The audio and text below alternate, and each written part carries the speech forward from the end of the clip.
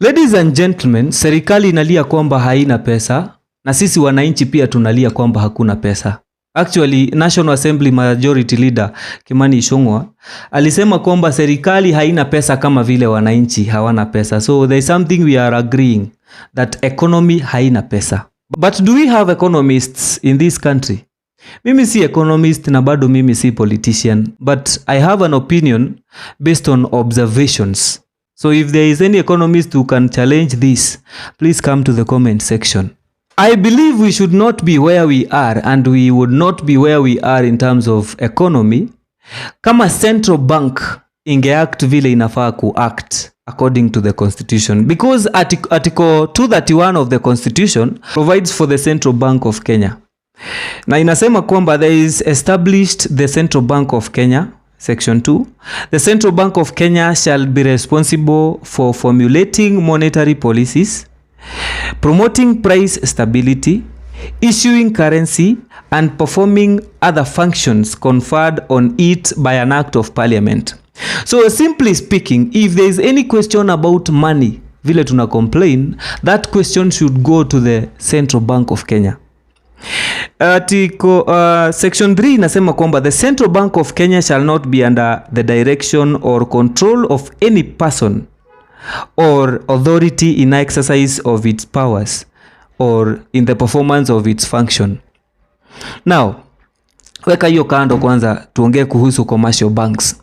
Now, commercial banks ziko na responsibility ya kusaidia Central Bank ama kusaidia serikali through the Central Bank to make sure that money circulation is monitored within the economy, and they are supposed to do that by making sure that watu wanatumia pesa within the economy. Hata kama utashika kitu ingine kwa hii video, we shika kwamba commercial banks akina Equity, KCB, NCBA zinafaa ku make sure that watu wanatumia pesa within the economy.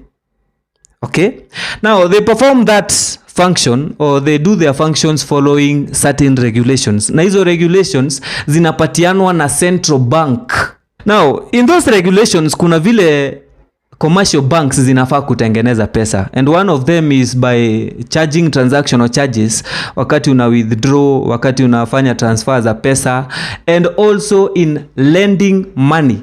So from those activities, you will realize that if you simplify this, the role of the commercial banks is to facilitate economic activities. If we interrogate statements of accounts of many banks, any bank in the country, you will realize that most of their business or most of their profit comes from lending, and from selling loans.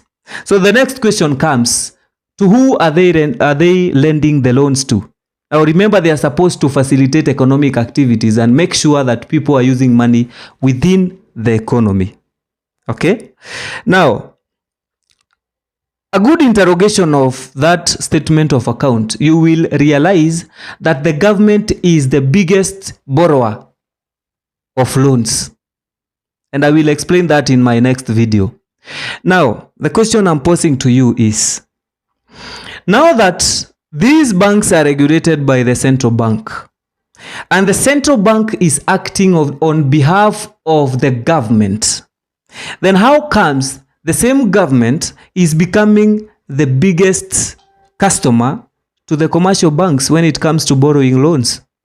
In my next video, I will try to interrogate some of the statements of account and see how they made money, how much they made from the government, or in other words, from doing business with the government, and how much they made from other sources. But before I do that, I hope you have an opinion and that you will comment in the comment section on how you feel.